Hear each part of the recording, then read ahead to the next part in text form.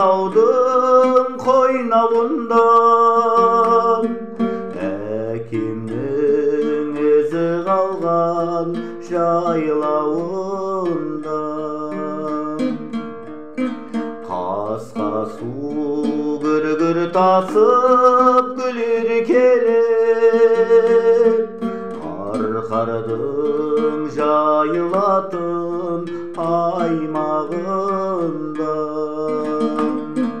ай шоңырым туған жерім рахым нұры тұнған жерім